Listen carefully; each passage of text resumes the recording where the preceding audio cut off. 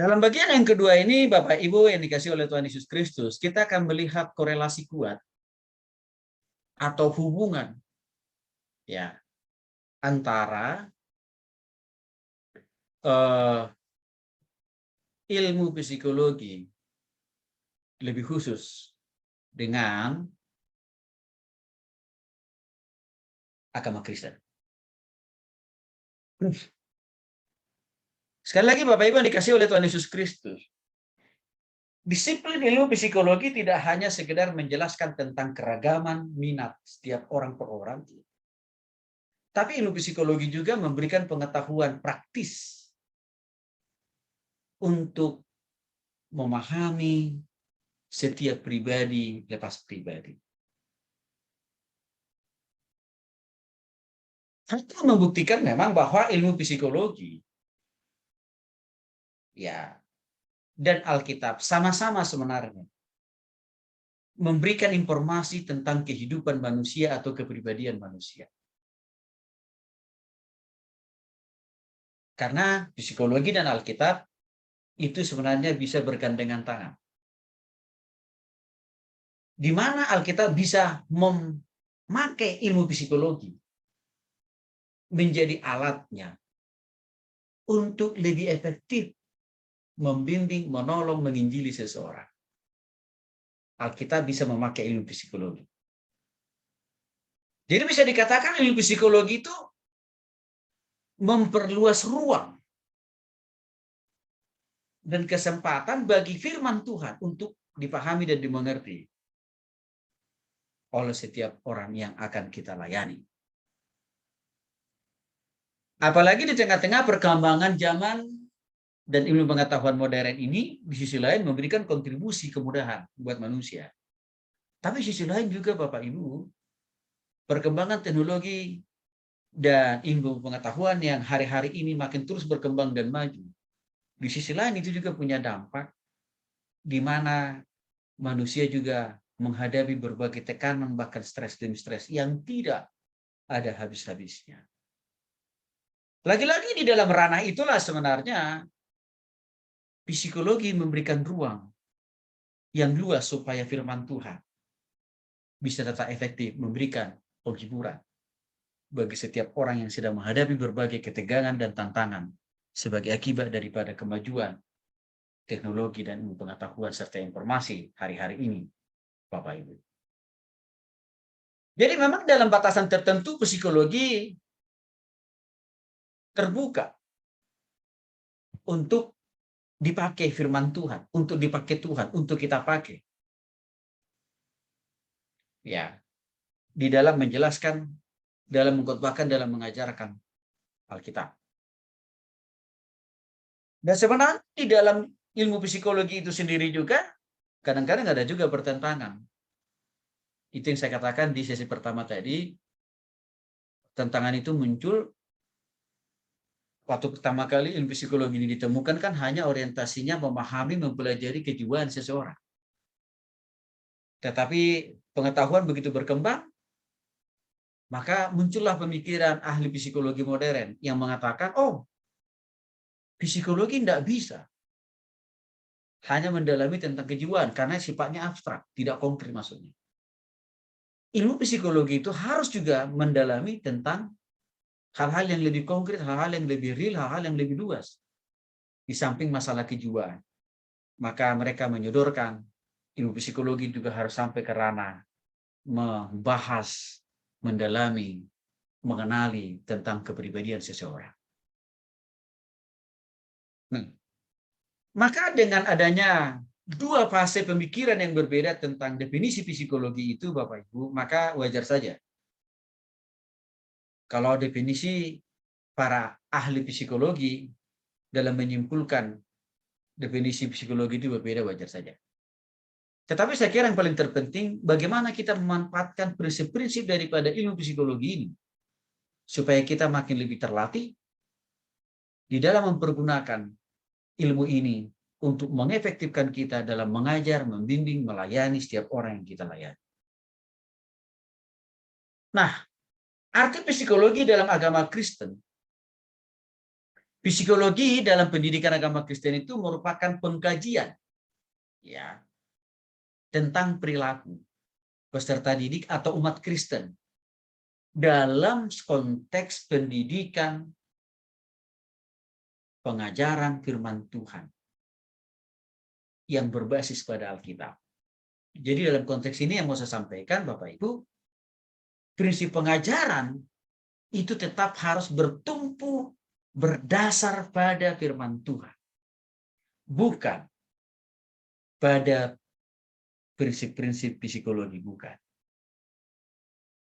Tapi harus tetap pada firman Tuhan, pada Alkitab. Yang kita pakai, yang kita ambil dari ilmu psikologi adalah tekniknya, cara-caranya, strateginya. Itu yang kita pakai. Tapi muatan pengajaran itu harus berbasis pada Alkitab. Kita mempergunakan ilmu psikologi harus dengan prinsip firman Tuhan. Kalau ini kita bicara konteksnya untuk mengajar, membimbing orang-orang Kristen ya. Tetapi kalau misalkan Bapak Ibu konteksnya mengajar lebih umum, taruhlah misalkan mengajar di komunitas agama-agama lain juga ada. Maka tentunya kita harus bisa menempatkan ya dasar-dasar pengajaran kita itu tentunya tidak boleh secara gamblang kita menunjukkan ya dasar-dasar Alkitab. Nggak boleh. Karena kenapa? Orang yang kita ajarkan situ sangat begitu majemuk atau sangat begitu plural. Hanya paling-paling saya kira prinsip-prinsip Alkitabnya yang perlu kita sampaikan. Tapi secara telanjang, ayatnya di mana, pasal berapa, kita berapa, saya kira nggak efektif itu. Ya. Nah, itu maksudnya di sini. Kenapa perlu kita secara proporsional dan kontekstual ya menyampaikan prinsip-prinsip firman Tuhan di dalam mengajar setiap orang? Karena memang tadi saya sudah bilang kita memiliki konteks atau audiensi pengajaran siswa atau orang kita ajarkan berbeda. Nah, manfaat psikologi bagi orang Kristen yang pertama adalah mendekatkan diri dengan Tuhan. Saya ambil rujukannya dari Amsal pasal 1 ayat 7 yang mengatakan takut akan Tuhan, permulaan ilmu pengetahuan. Itu dasar biblikanya, Bapak Ibu ya. Jadi dalam konteks ini, ilmu agama Kristen atau teologi memang berhubungan erat dalam membangun manusia, dalam mengingatkan manusia, dalam mengoreksi dan mengevaluasi manusia untuk mengenali dirinya di dalam Tuhan. Dalam konteks ini, berarti firman Tuhan datang untuk menyadarkan manusia bahwa dia adalah orang berdosa. Dan sebab akibat daripada dosa itu, melahirkan tindakan perilaku yang juga makin bertambah buruk. Itu fungsi peran daripada ilmu agama Kristen atau teologi. Tetapi tidak hanya berhenti di sana. Firman Tuhan itu juga kembali memulihkan, membangun, memperbaharui manusia itu untuk kembali mengalami kelahiran baru di dalam Kristus. Supaya mereka dapat berpikir, bertindak, dan melakukan segala sesuatunya sesuai dengan firman Tuhan. Maka dalam konteks itulah Bapak Ibu, penting sekali peranan psikologi di dalam pendidikan agama Kristen. Lagi-lagi karena kita akan berhadapan-hadapan dengan orang dengan tingkat usia yang berbeda, latar belakang yang berbeda. Maka di sana cara memasukkan firman Tuhan, cara mengajarkan firman Tuhan, cara memberitakan Injil, di sana juga harus ada unsur-unsur psikologi. Kalau kita bicara dalam konteks penginjilan lebih khusus ya, adakah ilmu psikologi ini penting dan berperan? Penting. Saya melihat bahwa ilmu psikologi adalah bagian dari pendekatan sebenarnya. Waktu kita mau menginjili seseorang. Ini bagian daripada pendekatan. Untuk itulah dalam penginjilan, kenapa kita perlu membangun hubungan kan? Kenapa kita perlu membangun komunikasi? Dengan cara apa? Kenalan dulu kan? Kan kita perlu kenalan. Kan dari situ secara tidak langsung kita sedang mau menelusuri secara psikologi. Orang ini punya latar belakang apa? Agamanya. Orang ini lahir memiliki latar belakang budaya apa? Termasuk juga kita sedang mendalami latar belakang cara pola berpikir. Di situ kan masuk unsur psikologi. Dan kalau bisa memakai unsur psikologi, ilmu psikologi, maka akan efektiflah waktu kita memberitakan Injil dan menantang orang itu untuk sampai bertobat pada Kristus. Contohnya saya katakan tadi, pola penginjilan yang dilakukan oleh Tuhan Yesus kepada wanita tunasusila itu. Tuhan Yesus tidak langsung menghakimi, tidak langsung menelanjangi atau mempermalukan wanita itu, karena Tuhan Yesus sudah tahu itu. Dan Tuhan Yesus merasa bukan itu yang dibutuhkan, penghakiman itu yang dibutuhkan oleh wanita itu, tapi pengampunan dan pemulihan. Di situ Tuhan Yesus memakai prinsip ilmu psikologi sebenarnya. Orang-orang Farisi tidak memahami dan mengerti ilmu psikologi. Yang ada di otak mereka adalah wanita ini salah, hakimi. Padahal setelah Tuhan Yesus katakan, siapa di antara kalian yang tidak pernah berbuat dosa? Mereka tidak sampai menjawab. Bahkan mereka langsung lari terlebih dahulu.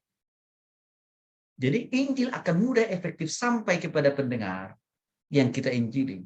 Kalau kita juga bisa mempergunakan ilmu psikologi ini dengan benar. Nah, yang kedua, ilmu psikologi itu memberikan sumbangsi untuk saling melengkapi. Maksudnya apa? Ilmu psikologi menolong kita untuk mendalami, ya,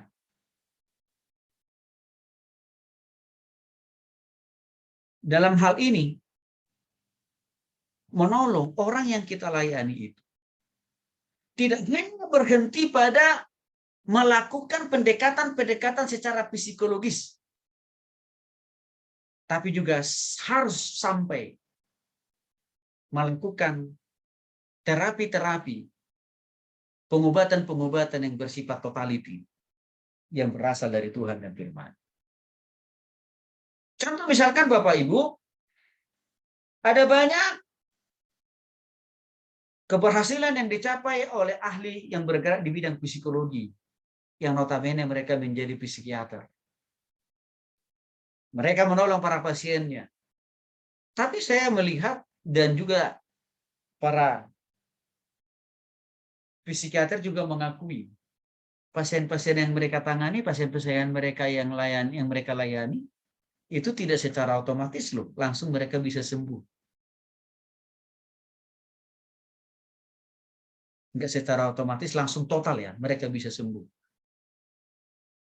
Misalkan nih, pendekatan-pendekatan yang dipakai oleh para psikiater di tempat-tempat atau di panti rehabilitasi penyalahgunaan narkoba.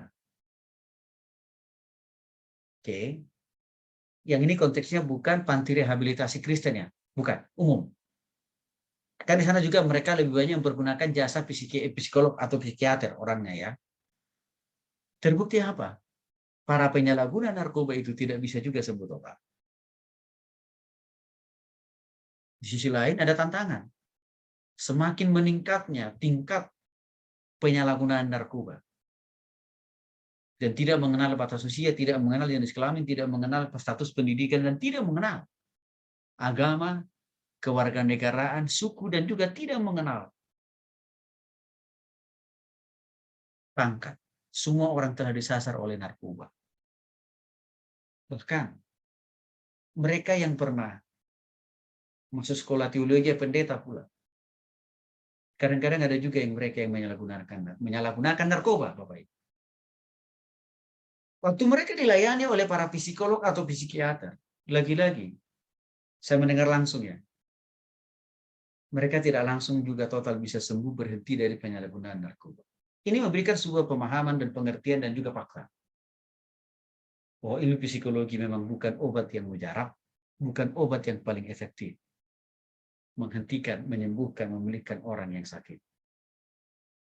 karena penyalahgunaan narkoba, termasuk juga karena penyakit kejiwaan ya. Nah, disitulah peran agama Kristen yang sebenarnya lebih banyak bisa menceritakan, menjelaskan secara komprehensif tentang kehidupan manusia yang seutuhnya.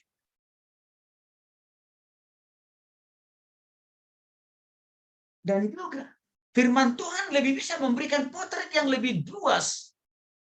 Apa yang harus dilakukan untuk menyembuhkan manusia yang sudah jatuh ke dalam dosa, manusia yang sudah terpapar dengan narkoba. Itu Alkitab. Obat yang paling efektif, obat yang paling mujarab, dan juga obat yang paling pasti bisa memulihkan dan menyembuhkan dan menobatkan. Jadi artinya saya mau kasih pembanding di sini. Ilmu psikologi itu memang tidak menuntaskan masalah dan persoalan dan tidak menghentikan seseorang yang sakit untuk sembuh. Maka disitulah sebenarnya mulai ada keterbukaan mulai muncul keterbukaan dari para psikolog atau psikiater untuk membuka diri terhadap yang namanya teologi atau agama, Bapak. Artinya para psikiater mulai angkat tangan dan mereka katakan ilmu kami tidak cukup bisa menyembuhkan, memulihkan orang yang sakit ini. Maka mereka katakan kami butuh pertolongan lain. Dalam hal ini berarti butuh Tuhan, butuh firman Tuhan. Untuk itu muncul sekarang Bapak Ibu di panti-panti rehabilitasi umum itu ada namanya konselor Kristen difasilitasi. Ada namanya konselor dari agama Islam, Hindu, Buddha untuk menangani pasien-pasien yang memiliki latar belakang agama yang berbeda-beda. Kalau dulunya kan hanya dilayani oleh psikolog atau psikiater, tapi sekarang sudah berubah. Itu maksud dari membuka diri untuk saling melengkapi dalam konteks ini. Ya. Nah, yang ketiga integrasi menjadi kebutuhan mendasar. Artinya apa? Analisis psikologi sangat penting untuk memperdalam sekaligus mempertajam pemahaman tentang perilaku seseorang. Kenapa sih orang ini punya perilaku buruk kan gitu ya? Itu akan bisa terdeteksi, terbaca dengan dibantu oleh ilmu psikologi. Juga bagaimana cara memotivasi orang ini supaya berubah lebih baik. Kita bisa banyak ditolong oleh ilmu psikologi. Termasuk juga memahami dan mengerti emosi atau perasaan seseorang. Kita banyak ditolong dengan ilmu psikologi. Termasuk juga cara berpikir seseorang. Kita bisa menolong orang itu bisa lebih berpikir lebih baik. Ya. Dan termasuk juga gangguan kejiwaan. Itu bisa kita ditolong dengan menggunakan prinsip-prinsip ilmu psikologi. Yang dimaksud dengan integrasi di sini Bapak Ibu bukan mempersekutukan agama Kristen dengan ilmu psikologi, bukan. Atau bukan juga dalam konteks ini kita mempertuhankan ilmu psikologi, bukan itu maksudnya. Tetapi yang dimaksud dengan integrasi di sini adalah ilmu psikologi berguna kita pakai untuk menyaring konsep sekuler. Ya. Ilmu psikologi tugas utamanya dalam konteks integrasi itu adalah menyaring konsep sekuler sehingga mudah firman Tuhan masuk. Mudah firman Tuhan diajarkan, mudah Injil disampaikan. Jadi di sini integrasi itu maksudnya kolaborasi lah. Kerjasama lah. Kita memakai prinsip-prinsip ilmu psikologi untuk mengefektifkan kita di dalam memberitakan Injil, di dalam menyampaikan kebenaran firman Tuhan, ataupun juga dalam mendidik orang sesuai dengan prinsip-prinsip firman Tuhan. Itu kira-kira maksudnya di sini. Yang contoh konkretnya saya katakan tadi di berbagai panti rehabilitasi umum ya, panti rehabilitasi umum sudah difasilitasi konselor-konselor Kristen, konselor-konselor agama lain. Jadi bukan lagi hanya mengandalkan peran psikiater. Ya. Yang keempat, memberikan pendapat rasional. Artinya apa? Setiap orang kan bisa percaya kepada agama. Kita orang Kristen nih. Percaya kepada agama kita. Tentu dengan kepercayaan itu maka kita akan langsung merespon atau melakukan apa yang diperintahkan oleh firman Tuhan kan. Semua itu tidak lain tidak bukan karena rasio kita memahami dan mengerti bahwa apa yang diajarkan di dalam kekristenan itu akan bermanfaat bagi roh, jiwa, dan tubuh, dan akal dan pikiran kita. Maka dalam konteks itu Bapak Ibu, dibutuhkan juga teknik, ya, ilmu psikologi. Contoh, misalkan pada saat kita beribadah, oke, kita akan merasa mendapatkan ketenangan jiwa. Dan kita pun juga merasakan persoalan, tantangan, pergumulan, itu dapat kita lalui dengan baik.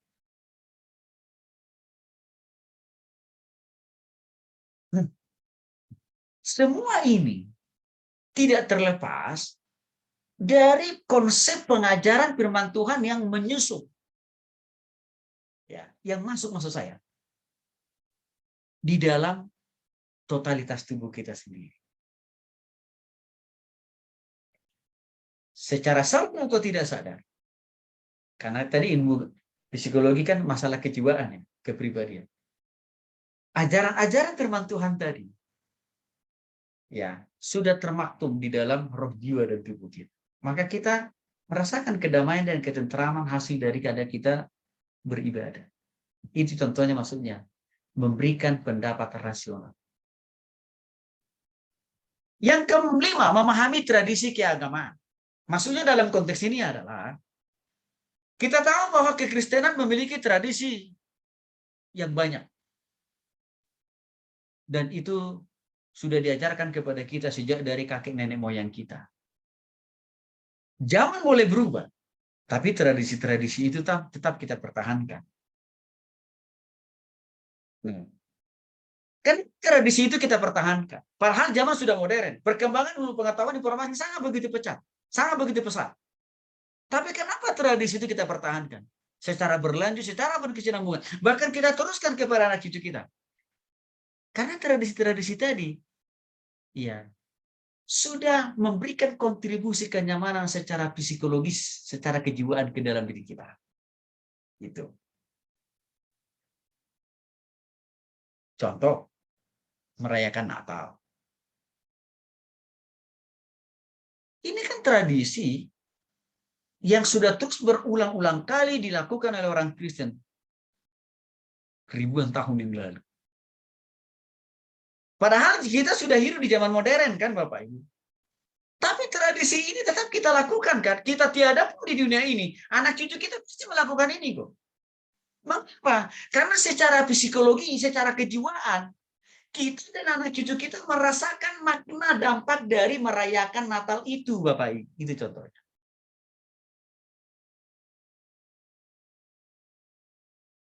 Karena di dalam nuansa Natal itu ada suasana yang berbeda. Suasananya apa? Ada drama yang mengisahkan bagaimana Yesus pertama kali lahir di kandang domba. Ada firman yang juga selalu menguatkan pemahaman dan pemikiran kita tentang Yesus yang sudah lahir di kandang domba dan apa maknanya buat kita. Secara tidak langsung atau secara psikologis, kita merasa, rasanya nyaman banget mengikuti Natal. Maka untuk itulah kalau bulan Desember itu kita, walaupun sudah mengikuti Natal di gereja kita satu kali, tapi masih kita ikut juga, datang juga mengikuti Natal di tempat orang kan Bapak Ibu. Tapi kira-kira itu ada unsur psikologi di situ yang ikut bermain. Sehingga kita merasa tidak cukup hanya satu kali ikut ibadah Natal, tapi perlu mengikuti ibadah Natal 2, 3, 4 kali kan gitu. Walaupun mungkin kita tidak khotbah kan gitu ya. Ada Natal sekolah minggu, remaja, pemuda. orang tua, kan gitu. Ada lagi Natal besar, pas tanggal 25, kan gitu.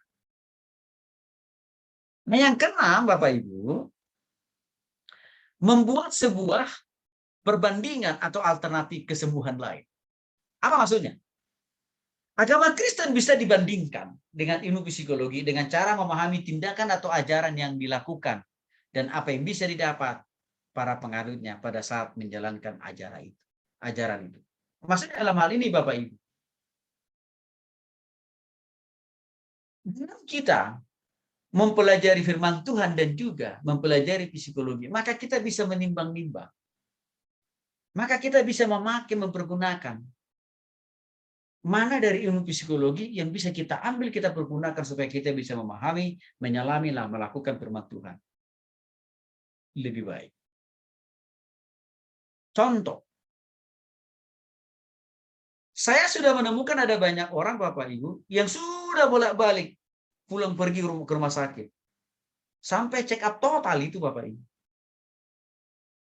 Karena orang yang bersangkutan ini sangat sulit tidur. Dan kesulitan dia tidur itu sudah menahun Bapak Ibu. Sebab musababnya tidak lain tidak bukan masalah kekhawatiran. Mereka-mereka ini berkata dan bersaksi kepada saya mengatakan, Pak Tony, saya bolak-balik sudah mengkonsumsi obat dari dokter, tapi nggak sembuh. Maka saya sudah mendatangi beberapa orang psikiater, psikolog gitu ya. Nggak sembuh juga, Pak. Lalu mereka bertanya, apa sih Pak sebenarnya sakit saya? Dan juga bagaimana cara pemulihan? Di situ saya lihat masuk firman Tuhan. Sehingga orang itu pun saya selalu mengawali konseling yang saya lakukan kepada mereka dengan melakukan penginjilan pribadi, lalu tindak lanjuti atau di follow up dengan yang namanya pemuridan. Jadi, ini yang dimaksud membuat sebuah perbandingan alternatif. Nggak salah orang pergi ke psikolog, nggak salah. Tapi orang itu juga harus tahu tidak semuanya bisa diselesaikan dengan ilmu psikologi. Tapi Tuhan dan firman-Nya yang paling dapat menyelesaikan itu. Itu makanya dikatakan dalam Matius pasal 6 ayat 31 sampai 34, janganlah engkau khawatir akan hidupmu. Karena apa yang kau makan hari ini? Ya. Carilah kerajaanku dan kebenaranku. Semuanya akan aku tambahkan. Itu kata Matius pasal 6 ayat 31 sampai dengan 34. Jadi kekhawatiran itu disembuhkan, dipulihkan dengan kembali kepada Tuhan. Yang ketujuh, memahami agama lebih baik. Ya. Dalam konteks ini Bapak Ibu, mampu tidak setiap orang dalam beragama bisa ditingkatkan dengan cara memberikan ilmu atau pembelajaran tentang suatu pengajaran firman Tuhan. Jadi, waktu kita mengajarkan orang tentang prinsip-prinsip firman Tuhan, dengan memakai teknik-teknik ilmu psikologi, maka akan lebih mudah firman itu dipahami dan mengerti, dan akan lebih mudah firman Tuhan itu juga didarapkan dalam kehidupan orang itu. Contoh misalkan kesaksian hidup. Itu makanya dikatakan bahwa khotbah, salah satu unsur khotbah yang paling efektif, paling berkuasa adalah kalau khotbah itu pengajaran itu disertai dengan kesaksian hidup. Kenapa kesaksian itu dibutuhkan di dalam khotbah, dalam pengajaran firman Tuhan? Karena di sana lewat kesaksian itu kita sedang memakai teknik ilmu psikologi untuk menyamakan, untuk mengatakan kepada orang yang kita layani, kalau firman ini juga saya sudah alami dan saya sudah rasakan loh. Maka secara tidak langsung kita memberikan pesan kepada orang kita layani, kalau Bapak Ibu juga bisa merasakan dan bisa mengalami seperti apa yang pernah saya alami dan rasakan, pasti Bapak Ibu juga bisa dipulihkan. Di situ kan kita memakai teknik dan prinsip psikologi. Jadi dalam konteks ini, Bapak Ibu sekali lagi, ilmu psikologi itu penting. Kalau saya mau kasih contoh bentuk yang lain, misalkan supaya anak kita senang, rindu, semangat untuk berdoa, kan kita harus ajarin dulu mereka untuk memahami apakah itu doa, bagaimana cara berdoa, apa hasil daripada doa itu. Kan semuanya itu kan tidak terlepas dari ada unsur-unsur psikologi dalam menjelaskan semua itu. Maka untuk itulah 2 Petrus 1 ayat 5 dikatakan, waktu kita sudah bertobat kepada Yesus, kamu juga harus menambahkan kepada imanmu itu, yaitu apa? Pengetahuan. Ini saya katakan tadi. Saya sangat menyayangkan kalau ada sebagian para pendeta hamba Tuhan yang menganggap ilmu psikologi ini dosa, jahat, salah. Tapi saya kira karena mereka kurang memahami saja, karena kurang mengerti dan juga karena kurang wawasan aja sebenarnya. Maka untuk itu saya katakan tadi, untuk di beberapa sekolah teologi ya ilmu psikologi ini sekarang masuk menjadi salah satu mata kuliah wajib, khusus untuk yang jurusan pendidikan Kristen. Apalagi Bapak Ibu, sekarang ini kan lahir dan berkembang sekolah-sekolah Kristen kan, mulai dari PAUD, TK, SD, SMP, bahkan sampai perguruan tinggi kan. Itu memberikan peluang besar orang-orang yang memahami psikologi pendidikan akan mudah mengajar setiap anak-anak di berbagai tingkat pendidikan yang berbeda tadi.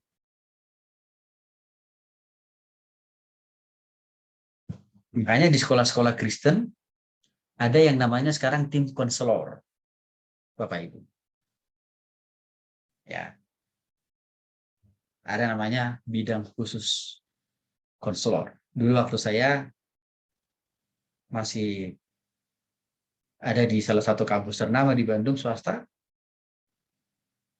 ya saya masuk di bidang pelayanan konselor. Dan sangat efektif Bapak Ibu. Karena lewat pelayanan itu, saya bisa menginjili para mahasiswa yang belum bertobat kepada Kristus. Dan lewat pelayanan konselor itu, terjagailah para mahasiswa itu dari pergaulan bebas dan juga dari penyalahgunaan narkoba. Dan juga sangat signifikan, bimbingan konseling itu menolong para mahasiswa yang mengalami kesulitan adaptasi dalam proses belajar di perguruan tinggi. Jadi, dalam hal ini kita jangan membenci ilmu psikologi, jangan. Karena kan ilmu psikologi itu kan netral kan? Netral kok sifat. Oke, taruhlah penemunya misalkan belum bertobat ya. Belum bertobat penemunya masih jahat gitu. Kita pelajari ilmunya kok, bukan hidup orang itu kan. Gitu maksudnya. Artinya apa? Ya ilmu itu netral pada dasarnya. Ilmu itu tidak mengandung unsur dosa. Enggak. Namanya juga ilmu. Unsur dosa itu kan lebih kepada orangnya kan. Maka dalam konteks ini ilmu psikologinya yang kita pakai. Apalagi tadi waktu kita memakainya kan juga tidak mempertuhankan ilmu psikologi. Tapi teknik-tekniknya yang kita pakai dengan cara apa? Mendasarinya terhadap firman Tuhan. Ya. Yang kedelapan, memperdalam ilmu yang didapat. Maksudnya, dalam konteks ini bahwa semua ajaran agama Kristen mempunyai sebuah kewajiban yang harus dilakukan dan di balik hal tersebut tersimpan pelajaran. Seperti agama Kristen yang memberikan pelajaran tentang ketenangan pada saat umat melakukan ibadah. Bagaimana menciptakan keteraturan di dalam beribadah. Bagaimana menyanyikan puja-pujian kepada Tuhan dengan harmonisasi yang indah, yang ditopang dengan alat musik. Semua itu. Ya.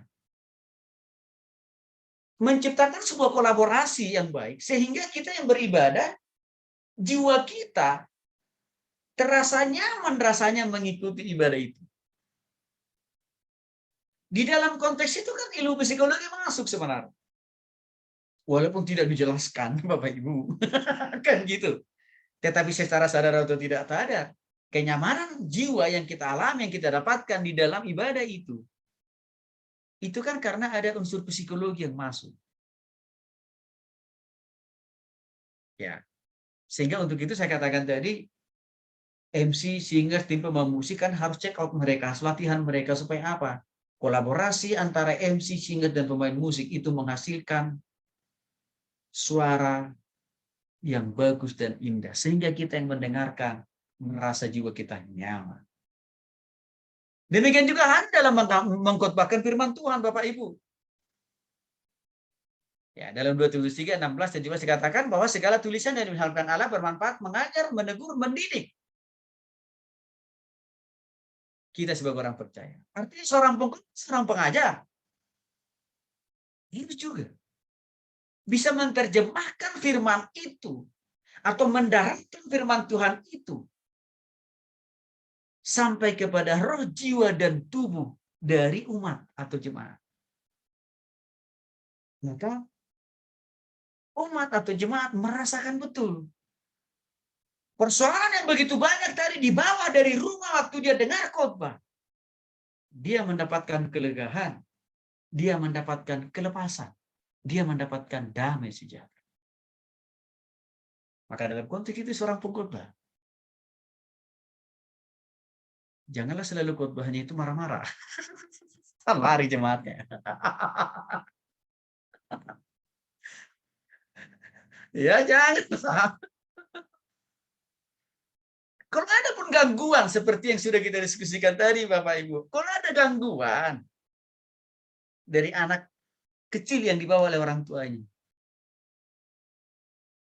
psikologi, artinya apa? Jangan reaktif, tapi tahan diri, coba selami orang tua yang punya anak itu. Mengapa dia bawa anaknya? Mungkin saja karena dia tidak punya keluarga, saudara, pembantu untuk jaga anak. Kan kalau kita sebagai pengkhotbah bisa menyelam itu kan berarti artinya tidak perlu mengusirnya kan. Coba diselami juga keberadaan anak kecil itu. Andaikan dia sebagai anak kecil, apakah dia nggak pernah jadi anak kecil?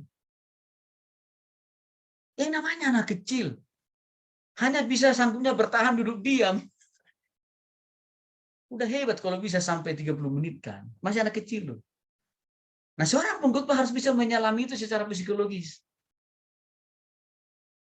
Nah, makanya saya katakan tadi Tuhan Yesus sudah kasih model bagaimana memperlakukan anak kecil. Itu contohnya. Yang ke-9, melestarikan tradisi atau adat. Apa ini? Tradisi atau adat dalam ajaran agama Kristen bisa bertahan dapat dan dilakukan secara terus-menerus dan secara turun-temurun karena ada peran psikologi dalam hal melestarikan, mempertahankan tradisi ada dalam ajaran kekristenan kita sendiri. Caranya dengan memberikan pemahaman pada generasi muda. Apa manfaat dari mengikuti tradisi agama kita itu buat mereka hari ini, esok, dan juga di surga nanti. Dan juga diberikan maknanya, nilainya, dampaknya untuk hidup mereka di dunia ini. Contohnya misalkan Bapak Ibu, perayaan Paskah. Yang sama seperti Natal tadi. Ini selalu terus berulang. Dan berulang kali kita rayakan setiap tahun.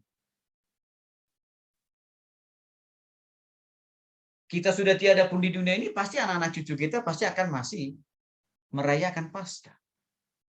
Padahal kita sudah tidak ada orang tua. Mengapa? Karena Paskah itu bisa dijelaskan dengan memakai unsur psikologi secara tidak langsung.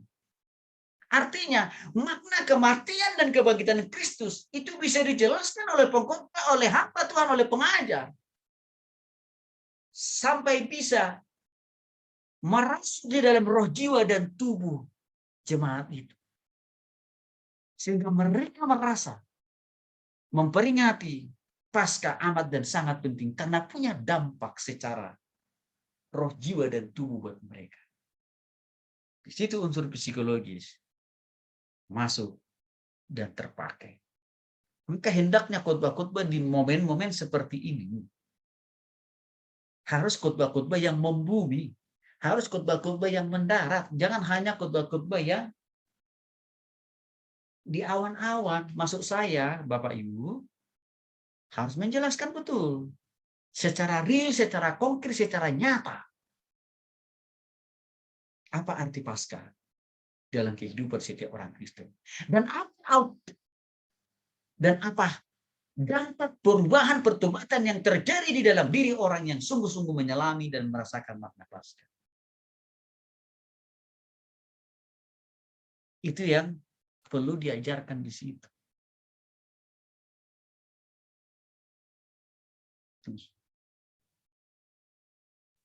Nanti Bapak Ibu saya juga sudah share di YouTube kita tentang khotbah pengajaran saya untuk siapa Yesus mati dan apa makna kematian Kristus di kayu salib. Nanti Bapak Ibu bisa searching nanti, bisa cari nanti di YouTube LPPI. Yang ke-10 menyebarkan tradisi Kristen. Gunanya ilmu psikologi itu. Dalam konteks ini artinya apa? Tradisi di dalam kekristenan itu kan sangat berhubungan dengan keyakinan kita kepada Tuhan. Artinya begini, kalau kita merayakan Natal dan Paskah, itu kan karena dicatat di dalam Alkitab kan itu maksudnya. Dan itu pernah dipraktekkan. Itu pernah dilakukan oleh para nabi dan juga para rasul. Itu maksudnya ya Bapak Ibu ya. Nah, maka dalam konteks ini, agama Kristen yang biasa diperluas dengan memakai peran dan dinilai-nilai psikologi seperti memberikan pengajaran pada anak atau generasi penerus berikutnya tentang apa saja yang bisa diperoleh dengan menjalankan tradisi Paskah itu, tradisi Natal itu kira-kira gitu ya Bapak Ibu ya. Diajarkanlah maknanya bagi kehidupan mereka.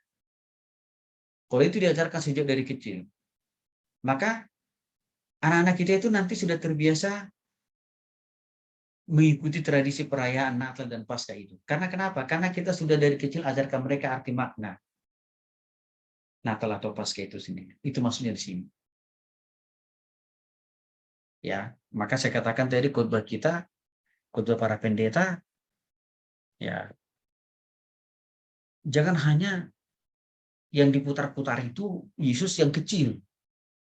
Nah, itu sudah terjadi kan ribuan tahun yang lalu. Nggak usah dipersoalkan itu.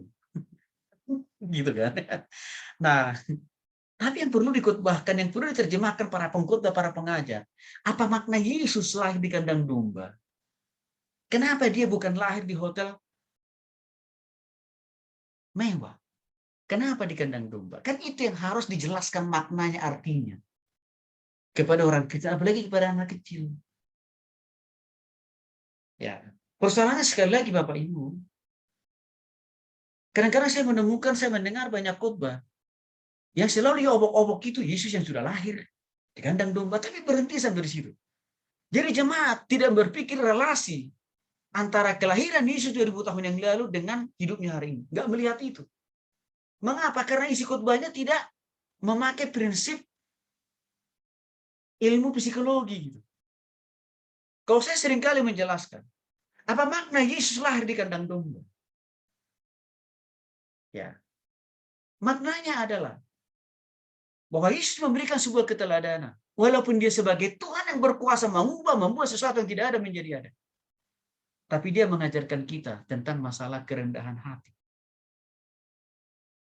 Maka dalam konteks itu sering saya katakan, adakah kita sebagai umat Tuhan punya kerendahan hati seperti Yesus?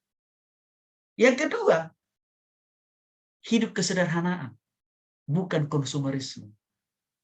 Itu kan bisa juga menciptakan, bahkan membuat mujizat. Langsung ada hari itu juga rumah sakit ternama di kota Bethlehem kan. Tapi Yesus nggak mau lakukan itu. Karena dia menjelaskan betapa pentingnya kita hidup dalam kesederhanaan. Hidup di dalam ucapan syukur, di dalam kesederhanaan. Sebagai orang percaya. Makna yang ketiga apa? Tetap setia, mempercayai Tuhan yang Maha Kuasa di tengah-tengah penderitaan. Nah kalau ini dijelaskan, maka orang yang mengikuti Natal itu kan secara psikologis mereka merasa, berarti saya salah ya kalau selama ini saya merayakan Natal harus pakai baju baru, sepatu baru, rumah baru, mobil baru, istri baru, suami baru. Memang salah itu. Bukan itu makna Yesus lahir di kandang domba. Nah, jadi itu maksud saya, bagaimana seorang hamba Tuhan, seorang pengkhotbah harus bisa ya memakai ya prinsip-prinsip ilmu psikologi dalam menjelaskan sesederhana mungkin firman Tuhan. Yang ke-11 sebagai dasar sebuah pemahaman dan pemikiran. Artinya dalam agama Kristen terdapat dasar pemikiran yang nantinya akan digunakan sebagai panutan dalam beribadah serta bertindak seperti yang juga dalam agama lain. Contohnya misalkan, contoh Bapak Ibu. Dasar pemikiran agama Kristen itu kan selalu berbasis pada Alkitab. Sebagai panduan, sebagai petunjuk jalan, bahkan sebagai kompas. Seperti dikatakan Mazmur 119 ayat 105. Firman pelita bagi kakiku, terang bagi jalanku. Artinya Bapak Ibu yang dikasih oleh Tuhan Yesus Kristus. Firman Tuhan itu harus bisa menyusup masuk ke dalam roh, jiwa, dan tubuh para pendengarnya, yaitu jemaat. Maka jelaskanlah firman Tuhan itu supaya mudah diserap, supaya mudah dipahami, dan juga supaya mudah dilakukan oleh jemaat. Sehingga jemaat itu akan mengambil keputusan untuk bertobat dan berubah, dan bahkan mereka menjadikan firman itu sebagai kompas dalam kehidupan mereka dari waktu ke waktu. Di dalam menjelaskan semua itu kita memakai teknik pola unsur ilmu psikologi. Maka harus dibarengi dengan pendekatan-pendekatan yang lebih humanis, yang lebih pengajaran yang lebih aplikatif, ditambahkan lagi dengan kesaksian kita atau orang lain kan Bapak Ibu. Itu kan semuanya kan unsur-unsur ilmu psikologi itu sebenarnya. Yang ke-12 membahas ajaran dan membahas praktik. Maksudnya apa? Keseluruhan ajaran dari agama Kristen itu bisa diulas, bisa dipelajari, bisa dijelaskan, mudah untuk dipraktekkan. Kalau kita bisa memakai prinsip-prinsip dan teknik daripada ilmu psikologi. Jadi mengubah perilaku karakter seseorang yang buruk, ya akan mudah ya dilakukan kalau kita para pengajar, kalau kita para guru, kalau kita hamba Tuhan bisa memakai strategi ilmu psikologi dalam menjelaskan prinsip-prinsip firman Tuhan itu. Artinya memang kita harus memberikan sebuah fakta-fakta pembanding ya. Contoh misalkan kita memutar film tentang kesaksian orang yang dulunya jahat, tapi waktu dia sudah berjumpa dengan Yesus, dia bertobat, terima secara pribadi. Nah itu kan kita melalui film itu kan kita sedang menyentuh hati jemaat itu dari unsur dengan memakai unsur psikologi kan sebenarnya. Mungkin itulah kadang-kadang ya ada jemaat itu waktu kita tantang untuk bertobat terima Yesus sampai nangis kan Bapak Ibu. Berarti jiwanya sudah kena dia, sudah tersentuh oleh firman karena kita memakai teknik ilmu psikologi. Ya. Contoh yang lain misalkan waktu Pak Edat misalkan jadi WL tuh. Ya. Setiap kata-katanya itu bisa diresapi di hati, di pikiran dan perasaan oleh jemaat. Dan akhirnya jemaat itu memberikan respon dengan cara apa? Mereka juga mengaktualisasikan dari pujian yang kita bawakan itu dengan cara apa? Ada di antara mereka mungkin angkat tangan. Ada di antara mereka sampai menangis. Nah, sadar atau tidak sadar? Kita memakai ilmu psikologi di situ. Ya. Nah, itu contohnya di sini. Contoh, dokter waktu menangani pasien. Ya. Juga makanya para dokter kenapa diwajibkan mengikuti mata kuliah psikologi. Karena kadang-kadang mereka bisa juga menemukan pasien yang takut disuntikan. Begitu Bapak Ibu. Maka dia harus belajar tentang ilmu psikologi itu mengatasi yang kayak gitu-gitu. Nggak usah disuntik dulu nih. Iya, jubahnya dokter aja udah ketakutan. Kan gitu. belum sampai didiagnosakan gitu. Nah, untuk menolong pasien itu ilmu psikologi itu. Nah, jadi ya kita nggak mau kalah kita para guru, para pemimpin, jangan lupa untuk kita para pemimpin ya di tengah-tengah pekerjaan. Psikologi ini penting juga karena kita akan bisa menemukan nanti karyawan yang super malas kan gitu ya, atau karyawan yang suka menjilat kira-kira begitu. Jangan langsung mau tertipu. Ya, kalau karyawan itu kalau waktu di hadapan kita ramahnya luar biasa, kerja kerasnya oke, tapi di belakang kita nggak tahu kemana dia perginya. Nah, juga pemimpin harus tahu secara psikologis orang ini sebenarnya ada apa sih, dia tulus, jujur, lurus nggak sih dia? Ya, melakukan sesuatu itu dengan benar dalam tanggung jawabnya, kan gitu. Nah, sama juga misalkan dalam menghadapi konsumen ya, konsumen. Kita juga harus memakai ilmu psikologi. Saya kasih contoh paling gampang. Ya, pernah suatu saat Bapak Ibu, saya membeli sebuah barang nih, bahan bangunan lah cerita. Ya, saya nanya harga. Ah, yang punya toko.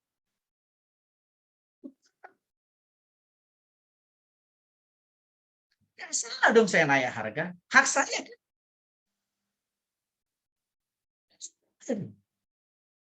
Padahal saya mau order banyak dari dia.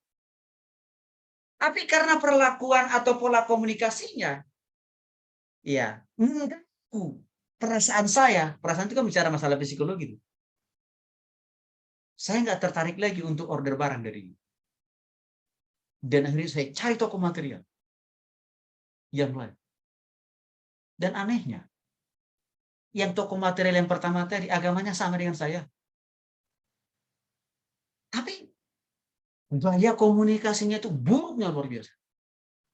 Akhirnya saya cari toko material yang kedua, yang notabene tidak satu agama dengan kita. Tapi Bapak Ibu, sabarnya luar biasa. Waktu saya tawar, Ibu boleh nggak segini Ibu? Iya. Karena saya mau pesan banyak. Boleh, boleh. Boleh, silakan, silakan. Bahkan tidak apa-apa. Ya, Bapak bawa dulu barangnya sekarang. Saya suruh anak buah saya untuk kirim barangnya sekarang. Nggak apa-apa, nanti kalau Bapak baru ada berkat, baru Bapak kirim. Nggak apa-apa. Keren banget. Nih, ilmu psikologi dalam bidang bisnis juga perlu. Ya, kita manfaatkan ini Bapak Ibu. Yang ke-17, sumber situasi dan menjelaskan banyak hal. Artinya dalam semua kondisi atau situasi yang dilakukan setiap orang per orang, tentunya dia punya alasan untuk melakukan sesuatu itu. Apakah yang dilakukannya itu benar atau salah? Pasti dia punya alasan. Nah, di alasan-alasan tadi, entah itu negatif atau positif. Di situ ilmu psikologi akan menolong kita untuk mengerti apa sih yang membuat dia ini melakukan suatu tindakan yang jahat itu. Contoh paling gampang. Seorang penjahat ditangkap. Kan dia ditanya, apa alasannya? Aduh, karena sulit ekonomi, Pak. Saya udah nganggur, udah dipecat, di PHK. Istri saya juga nggak kerja. Dan anak saya sakit keras. Oke. Dan kasus ini yang sedang lagi hari-hari ini banyak kita dengar. Polisi dan jaksa pun membebaskan dia dari tuntutan. Pembebasan tuntutan terhadap si penjahat ini, ya, itu dilakukan karena polisi dan jaksa memahami secara psikologis alasan si seseorang ini mengambil motor tetangganya. Rupanya karena anak dan istrinya sudah berhari-hari tidak makan tidak minum. Maka polisi dan jaksa mengambil alih, menganulir tuntutannya dan penahanannya. Akhirnya dibebaskan. Tapi memang harus buat surat perjanjian, tidak mengulangi kesalahan yang sama atau yang baru. Yang luar biasanya, jaksa memberikan sumbangan kepada orang ini. Dan orang ini pun minta maaf terhadap yang punya kendaraan. Ini ada unsur psikologi di sini. Alasannya jelas. Kan? Jadi bukan karena memang mental penjahat, bukan sebenarnya, bukan. Tapi karena istrinya sama anaknya udah berhari-hari nggak makan. Dan itu disurvei ke rumah orang yang bersangkutan. Benar. Luar biasa. Kesederhanaannya, keterbatasannya, kemiskinan. Jadi, di sini pentingnya unsur psikologi. Maka saya katakan tadi Bapak Ibu, ya, mahasiswa-mahasiswa yang kita ajar yang di kampus umum itu, misalkan mereka punya kendala untuk mengerjakan tugas, Pak, saya belum punya laptop, Pak. Jadi saya belum bisa mengerjakan tugasnya dengan pakai laptop, Pak. Boleh nggak, Pak? Saya tulis tangan. Saya katakan boleh. Karena yang paling prinsip, tetap dia mengerjakan tugasnya kan. Kalau masalah cara teknik mengerjakannya berbeda kan nggak ada masalah. Karena saya bisa memahami secara psikologis kesulitan yang dialami. Itu contoh. Sumber situasi dan menjelaskan banyak hal. Nah, kadang-kadang ini yang tidak, ya, yang sangat minim dipahami oleh banyak orang, sehingga seringkali keputusannya itu justru bukan keputusan yang membawa perubahan dan perbaikan. Yang ke-14, merumuskan visi pembelajaran. Artinya apa? Bagi guru, Injil, pendeta, hamba Tuhan, kita semua, ya, dalam menyampaikan, dalam persiapkan materi pengajaran atau bahan khotbah, penting sekali kita memanfaatkan, bahkan membutuhkan pergunakan studi psikologi. Artinya, kita harus tahu tingkat usia orang yang kita layani ini usianya berapa, jumlah mereka berapa. Untuk itulah Bapak Ibu, seringkali kalau saya diundang untuk menyampaikan firman Tuhan, selalu saya tanya, audiensnya ini kira-kira siapa ya? Mahasiswakah semua? Atau ada orang tua? Atau ada lansia? Selalu saya tanya itu. Buat apa? Supaya saya bisa mempersiapkan bahan materi khotbah yang bisa menjawab semua kebutuhan audiens yang begitu beraneka ragam tadi. Maka di situ saya katakan tadi, unsur psikologi kita masuk di situ. Yang ke-15, bimbingan konseling. Di situ pentingnya unsur psikologi. Pendekatan, penanganan masalah orang, ya, itu berbeda-beda Bapak. Kalau kita mengkonseling orang yang baru putus pacar, berbeda dengan keluarga yang baru cerai. Beda kan? Termasuk juga kalau misalkan kalau kita mau mengkonseling orang yang terpapar dengan penyalahgunaan narkoba.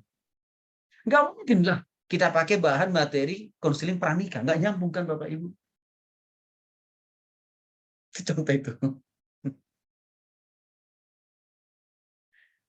Ya. Jadi itu yang dimaksud dengan psikologi menolong kita efektif memberikan bimbingan secara tepat, secara spesifik, secara lebih detail kepada setiap orang dengan persoalannya, dengan pergumulannya yang berbeda-beda.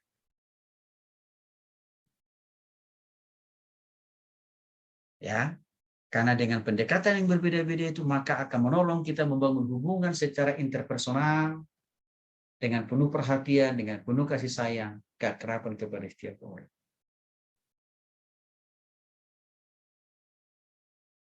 Kiranya apa yang saya sampaikan di sesi yang kedua ini menambah wawasan, pemahaman, pengetahuan, tapi juga sekaligus doa saya.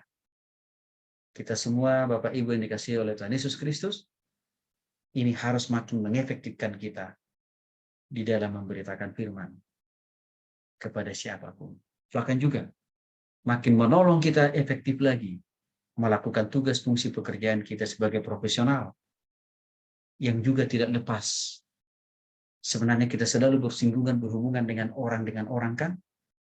Maka di situ jalan tengah ilmu psikologi, mari Bapak Ibu gunakan di dalam usaha pekerjaan, aktivitas kita masing-masing.